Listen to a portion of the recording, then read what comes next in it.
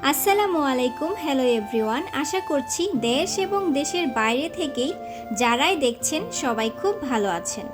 আমি আবারও চলে এলাম নতুন আরেকটি রেসিপি নিয়ে।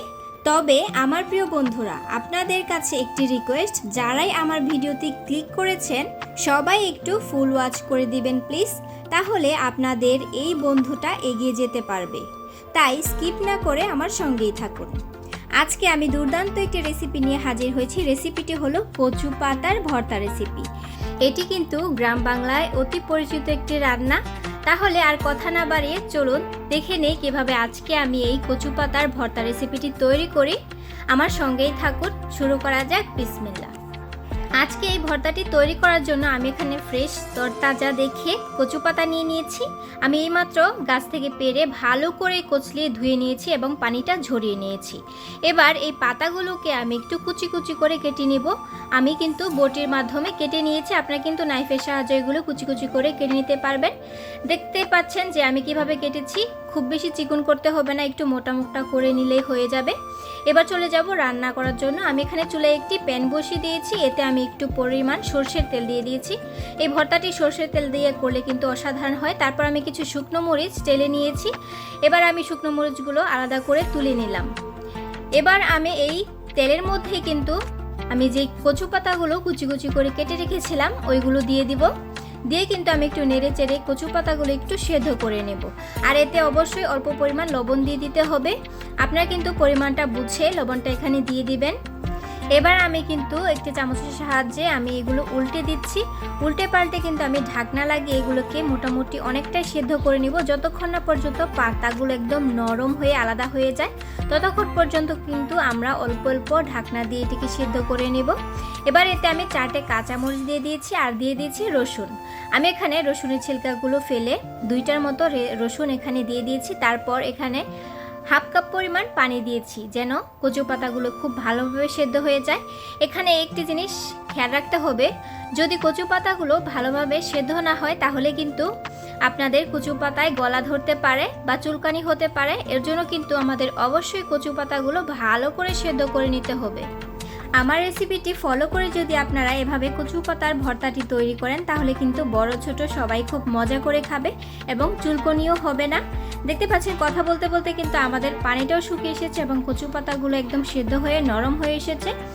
এদিকে আমি যে রসুনগুলো দিয়েছি ওইগুলো কিন্তু অনেকটা সিদ্ধ হয়ে এসেছে। আমি একটু স্প্যাচুলার সাহায্যে চাপ দিয়ে কিন্তু এগুলোকে একটু আলাদা করে নিচ্ছিলাম। আবারও একটু ঢাকনা লাগিয়ে আমি আর একটু সিদ্ধ করে নিয়েছি। আমাদের মোটামুটি অনেকটা সিদ্ধ হয়ে গেছে। এখন কচু পাতাগুলো খুব ভালোভাবে আলাদা হয়ে গেছে। এখন কিন্তু আমি বাটিতে তুলে নিব, আমাদের আর রান্না করতে হবে না। এবার ভর্তা করার পালা। এদিকে আমি একটু কাঁটা চামচের সাহায্যে রসুনগুলো অল্প অল্প একটু ভেঙে নিচ্ছি। আমি সবগুলো ভাঙবো না, অল্প রেখে দেব আর অল্প ভেঙে নিব। দেখতে পাচ্ছেন এটা কিন্তু আপনারা হাত দিয়েও করতে পারেন। আমি এগুলো একটু কাঁটা চামচের সাহায্যে ভেঙে নিয়েছি। যেহেতু এটা গরম আছে এর জন্য আমি কাঁটা চামচ ব্যবহার করছি। আপনারা কিন্তু ঠান্ডা করে হাত দিয়েও এটাকে ভালো করে মাখিয়ে নিতে পারেন। এদিকে আমি আগে থেকে লেবু আর পেঁয়াজ কুচি করে রেখেছিলাম, আমি লেবুগুলোও রেখে দিয়েছি। এবার পেঁয়াজ কুচির মধ্যে অল্প পরিমাণ লবণ দিয়ে দিব। এখানে আমি আগে থেকে কিন্তু কচু পাতার মধ্যে লবণ দিয়েছি, এর জন্য কিন্তু বুঝে এখানে লবণটা ব্যবহার করতে হবে। আমি এখানে একটু কালারের জন্য অল্প একটু হলুদ গুঁড়ো আর দিয়ে দিলাম অল্প একটু মরিচ গুঁড়ো। এগুলো দিয়ে আমি হাত দিয়ে ভালো করে মাখিয়ে নিয়েছি।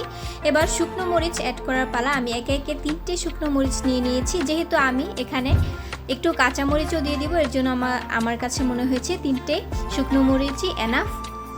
আর শুকনো মরিচের পাশাপাশি কিন্তু আমি কাঁচা মরিচগুলো হাত দিয়ে একটু ম্যাশ করে নেব। তারপর শুকনো মরিচ আর পেঁয়াজগুলো হাত দিয়ে ভালো করে মাখিয়ে নিয়েছি। এবার আমাদের ভর্তা করার পালা। ভর্তা করার জন্য আমি যে কচু পাতাগুলো সেদ্ধ করে রেখেছিলাম আর রসুন একসাথে এগুলো ভালো করে দিয়ে আমি মিশিয়ে নিচ্ছি, মানে ভর্তা করে নিচ্ছি বলতে পারেন। এই কচু পাতার ভর্তাটি যদি তৈরি করেন আর কিছুই লাগবে না, শুধু কচু পাতার ভর্তা দিয়ে আপনাদের 1 প্লেট ভাত সাবার হয়ে যাবে। কচু পাতায় বা কচুর শাকে কিন্তু অনেকের গলা ধরে, এর জন্য কিন্তু আমাদের আরেকটি প্রসেস রয়েছে, সেটিও দিয়ে দিব। আমি এখানে অল্প পরিমাণ সরষের তেল দিয়ে দিয়েছি আর দিয়ে দিচ্ছি লেবু। আমি এখানে লেবুর রস চিপে দিয়ে দিচ্ছি। লেবুর রসটা চিপে দেওয়ার কারণে কিন্তু যেই কচু পাতার মধ্যে একটু গলা ধরা ভাবটা থাকে সেটাও থাকবে না, লেবুর কারণে এটিও নষ্ট হয়ে যাবে। এবার আমি এই তেল আর লেবু রসটা একসাথে মিশিয়ে নিচ্ছি। এদিকে আমাদের কিন্তু ভর্তা মাখা হয়ে গেছে, এবার আমি পরিবেশন করে নিব। পরিবেশন করে নিয়েছি, সাইডে 3টে লেবু চির রেখে দিয়েছি, আর আমি যে আগে থেকে পেঁয়াজটা মাখিয়ে রেখেছিলাম এটাও উপর দিয়ে পরিবেশন করে দিয়েছি দেখার সৌন্দর্যের জন্য। দেখতে তো খুবই অসাধারণ, খেতে তো খুবই দারুণ। অবশ্যই আপনারা একদিন বাড়িতে ট্রাই করে দেখবেন, আশা করি আপনাদের কাছেও খুবই ভালো লাগবে। আর একবার ট্রাই করলে কিন্তু আপনাদের বারবার এটিকে বানিয়ে খেতে ইচ্ছে করবে, আমি গ্যারান্টি দিচ্ছি। তো আমার প্রিয় বন্ধুরা, আমার আজকের এই কচু পাতার ভর্তা রেসিপিটা আপনাদের কাছে কেমন লেগেছে?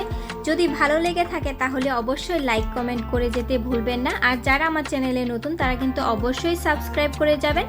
দেখা হবে অন্য কোনো দিন অন্য আরেকটি নতুন রেসিপি নিয়ে। আমি বিদায় নিচ্ছি। সুরমি ইসলাম, আসসালামু আলাইকুম, আল্লাহ হাফিজ।